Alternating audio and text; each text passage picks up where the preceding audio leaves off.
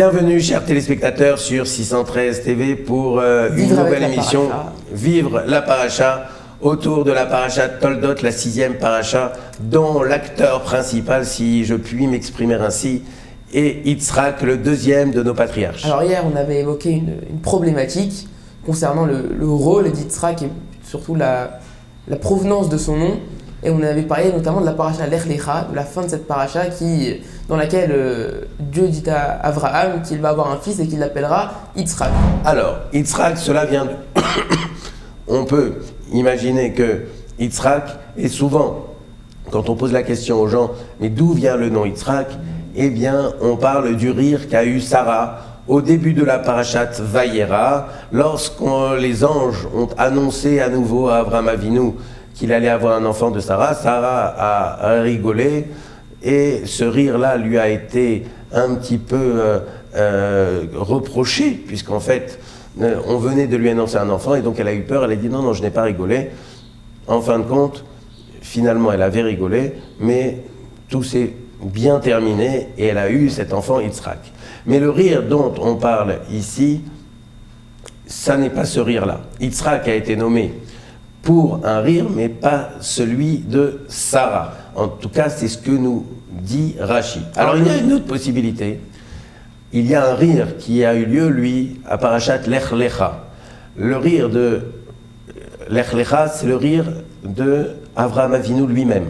Quand Akadosh Baruch Hu, au moment où il lui annonce qu'il va avoir un fils de Sarah, Avraham Avinu, on dit en tout cas cela dans la Torah, a eu un rire, un sourire. Ce rire-là n'a rien à voir avec le rire de Sarah, de moquerie, c'est un rire d'extase. Vous savez, quand on vous annonce quelque chose qui vous fait particulièrement plaisir, il y a un sourire qui se dessine sur votre visage, eh bien c'est de ce rire-là dont on parle, et ça c'est un message beaucoup plus positif pour le nom d'Yitzhak. Pourquoi un rire d'extase? Un rire d'extase parce qu'il ne s'attendait plus du tout à avoir un descendant de Sarah. Il s'imaginait que c'était Ishmaël qui allait porter son flambeau. Et finalement, l'incroyable va arriver. Il va avoir un descendant de Sarah. Et ça, c'est pour lui le summum de sa vie.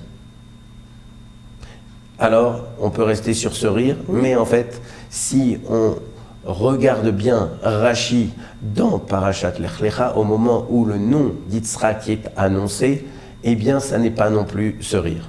Ce rire, le rire d'où va provenir le nom d'Yitzhak, eh bien, c'est un rire de Sarah, mais non pas le rire de Sarah du début de la Parashat Vayera, mais c'est le rire de Sarah un peu plus tard, au moment où effectivement Yitzhak va naître. On rigole beaucoup. Hein. Et à ce moment-là, oui, on rigole beaucoup dans cette paracha, on va en parler. C'est bien. Riez. Exactement. Vous savez que le rire, c'est une bonne thérapeutique pour tous les types de maux et peut-être même pour le mal de gorge que j'ai qui fait que je n'ai pas la voix habituelle. Alors on va rigoler peut-être un petit coup. En tout cas, quoi qu'il en soit, on voit que dans la parashat Vayera, Sarah va rire à nouveau au moment où Yitzhak va naître. Et elle va dire que elle va être à l'origine, cette naissance va être à l'origine d'un rire. Alors de quoi s'agit-il? En fait, il s'agit d'une notion très importante qu'on va essayer de développer ici. La descendance d'Avraham Avinu devait provenir de Ishmaël. Or, Akadosh Baruch Hu a décidé qu'il en serait autrement. Et c'est Yitzhak qui va porter le flambeau et va devenir le successeur de Avraham Avinu, et par lui va descendre les Bnei Israël, et donc en fait on voit que toute l'histoire va être complètement chamboulée par la décision d'Akadosh Baruch Hu. C'est-à-dire qu'en fait, dès lors qu'Akadosh Baruch Hu décide d'une situation même la plus incroyable, la plus improbable, celle qui pourrait faire sourire tellement elle ne doit pas exister, eh bien finalement Akadosh Baruch Hu peut tout changer et peut réaliser cela. Ça veut dire qu'il faut que nous autres, on soit bien conscients qu'Akadosh Baruch Hu peut faire ce qu'il souhaite, et même le plus improbable. Même ce qui est a priori impossible, Akadosh Baruch Hu le fait, et c'est ce qui se passe dans cette paracha. C'est-à-dire qu'en fait, logiquement, il ne devrait pas y avoir de naissance d'Yitzhak. Ça n'est pas dans la nature, ça n'est pas logique, et pourtant, c'est ce qui va se passer. C'est tellement incroyable que c'en est risible. Eh bien, c'est de ce rire dont on parle, et c'est de ce rire d'où provient le nom d'Yitzhak. La situation est risible tellement elle est absolument incroyable. Et ça, c'est quelque chose d'important. Mais nous allons parler d'un autre rire. Le rire est d'un jeu. Vous savez que le rire et le jeu, c'est la même racine en hébreu, Mesachek, Yitzhak, tout ça. Et lorsque le petit Yitzhak, et c'est une bonne chose que nous évoquions aussi sa jeunesse, puisque on a dit que la parashat Toldot, c'est Yitzhak, et donc même si la jeunesse d'Yitzhak ne se déroule pas dans cette paracha, on va quand même parler de sa jeunesse, eh bien le petit Yitzhak commence à grandir, et qui est son compagnon de jeu ? Ishmaël. Mais cela n'est pas du goût de Sarah. Et elle décide de dire et de demander à Abraham, qui finalement va accepter avec beaucoup de répulsion. On a dit que c'était une épreuve pour Abraham, mais il va accepter de la chasser. Pourquoi ? Parce que Ishmaël n'est pas un bon compagnon de jeu, son influence n'est pas très bonne aux yeux de Sarah. Alors qu'est-ce qui s'est passé ? Quelle a été cette mauvaise influence ?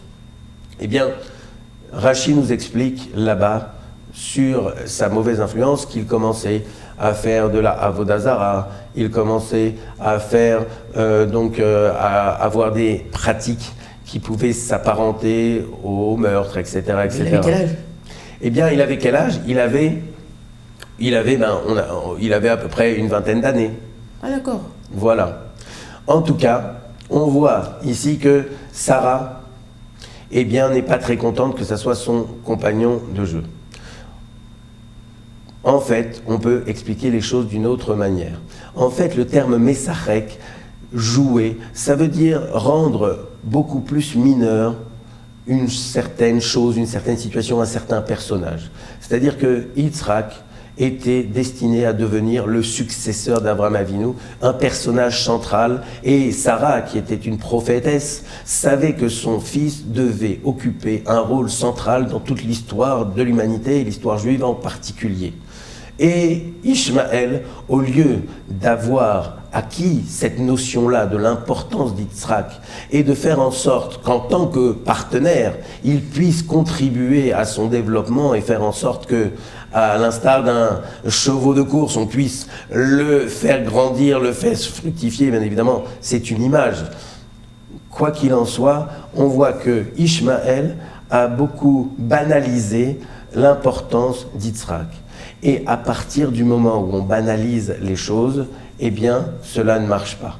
Il faut savoir que Yitzhak, comme on vient de le dire, a été le fruit, non pas d'une conception naturelle, mais cela a été le fruit d'une décision d'Akadosh Baruch Hu. Rashi nous dit dans Parashat Lech Lecha que c'est aussi le fruit de Yitzhak, c'est-à-dire les initiales du mot Yitzhak. Yitzhak, les initiales, c'est quoi ? C'est Yud, c'est-à-dire 10, et 10, c'est quoi ? Cela évoque les 10 épreuves d'Avraham Avinu. Ensuite, il y a le Tzaddik, et le Tzaddik, c'est 80. 90, 10. Qui symbolise l'âge de Sarah au moment où Yitzhak est né. Ensuite, il y a le Chet, 8, et cela évoque quoi ? Les jours de la circoncision. C'est-à-dire les jours qui symbolisent l'alliance entre Avraham Avinu et ses descendants et Akadosh Baruch Hu. Et il y a enfin le Kouf, qui est 100, c'est-à-dire l'âge d'Avraham Avinu au moment de la naissance d'Yitzhak. Autrement dit, Yitzhak représente le combat et l'adhésion totale d'Avraham Avinu et de Sarah, ce couple exemplaire vers Akadosh Baruch Hu. Dès lors qu'il y a une adhésion totale de ce couple à Akadosh Baruch Hu, tout est permis, et même l'impossible, y compris la naissance d'Yitzhak, un enfant qui n'aurait jamais dû naître. À partir du moment où Akadosh Baruch Hu décide de faire l'incroyable, et vous savez, chers téléspectateurs, que c'est à l'image de tout ce qui est l'histoire juive. La naissance d'Yitzhak ne devait jamais avoir lieu. C'est quelque chose qui est tellement fragile que ça n'aurait jamais dû se passer. Finalement, cela va se passer et cela va donner naissance à un peuple entier, le peuple juif, le peuple central de toute l'histoire. Et ce peuple central, il est à l'image d'Yitzhak. Pourquoi? Parce que si l'on considère cet agneau, comme on l'appelle souvent, ce peuple qui est sans doute le plus faible de toute l'histoire et qui aurait dû 1000 fois disparaître. Au milieu des 70 loups. Exactement, et finalement, ce sont les loups qui ont disparu, les Romains qui étaient puissants, les Babyloniens, les Perses, tous ces peuples-là, si on leur avait dit ne serait-ce qu'un instant que le peuple juif allait perdurer et qu'eux allaient disparaître, ils n'en auraient jamais cru leurs oreilles. Ils auraient rigolé même. C'est tout à fait ça. Voilà. Finalement, au bout du compte, ce sont les Bnei Israël qui sont là encore aujourd'hui, malgré tous leurs ennemis, malgré les 70 loups, et c'en est risible, tellement la situation est incroyable. Mais ça, c'est la volonté d'Akadosh Baruch Hu. Alors que se passe-t-il par rapport à Ishmaël? Revenons à Ishmaël. Ishmaël banalise Yitzhak. Ishmaël est presque en train de dire que Yitzhak est un enfant comme les autres. Sarah ne l'entend pas de cette oreille. Pourquoi? Parce que dès lors que Akadosh Baruch Hu a décidé de lui donner ce fils, elle décide d'exploiter à fond, à 120%, à 150% le potentiel qu'il y a en cet enfant pour qu'il devienne et qu'il joue le rôle qu'il doit tenir dans l'histoire. C'est exactement ce qui va se passer. Et c'est aussi l'enseignement que nous devons avoir, nous, toi et moi, bien évidemment, mais aussi tous nos chers téléspectateurs. Akadosh Baruch Hu, en fonction de nos efforts, en fonction de nos mérites, en fonction du rôle que nous devons jouer, peut nous apporter des choses qui sont absolument incroyables. Prenez le cas, par exemple, de Chana. Chana, qui est la mère de Shmuel Hanavi. Samuel Hanavi ne devait jamais enfanter Samuel. Mais à force de prières, à force de tfilotes, des tfilotes qui étaient tellement intenses que... On croyait qu'elle était saoule, en fait. Exactement. Et bien finalement, elle a obtenu cet enfant qui, Shmuel, on le dit, est spirituellement plus fort que Moshe Rabbeinu et Aaron. Toujours est-il que c'est de la même manière... Il y a énormément de choses qui se passent dans l'histoire qui n'auraient jamais dû exister, mais Akadosh Baruch Hu décide, il réalise. Dès lors qu'il a réalisé quelque chose, il décide que cet enfant va naître, ou il décide pour nous qu'un événement survient, ou qu'il nous accorde quelque chose, eh bien, nous devons l'exploiter à fond. Akadosh Baruch Hu a destiné quelque chose pour nous, il est hors de question que nous le gaspillons. Chaque chose qu'Akadosh Baruch Hu nous donne, que cela soit un enfant, que cela soit des biens, que cela soit une intelligence, tous les événements, tous les éléments, tous les êtres qui sont autour de nous, nous devons les utiliser pour jouer notre rôle. Akadosh Baruch Hu n'a pas fait ça par hasard, il ne fait jamais rien par hasard. C'est ce message sur lequel nous allons vous quitter aujourd'hui. Exploitez chaque chose qui se présente à vous, même les plus improbables, peut-être même surtout les plus improbables, si Akadosh Baruch Hu a fait des miracles. Et il faut savoir que les choses naturelles, les choses qui ne sont pas considérées comme des miracles, sont en fait de vrais miracles. Respirer, ouais. Pouvoir évoluer, pouvoir voir, c'est pas parce que tout le monde bénéficie, ou presque, de ces cadeaux d'Hachem que ce ne sont pas des miracles. Au contraire, on voit que malheureusement, les gens qui sont aveugles, les gens qui ont des problèmes respiratoires, demandez-leur si ça n'est pas un miracle que de voir ou que de respirer. Donc, chaque élément que nous donne Akadosh Baruch Hu, exploitons-le, et si nous l'exploitons, nous jouerons notre rôle, et c'est ça qu'attend Akadosh Baruch Hu de nous. Sur ces belles paroles, on vous souhaite une bonne journée, et on se retrouve demain pour de nouveaux enseignements. Salut à tous!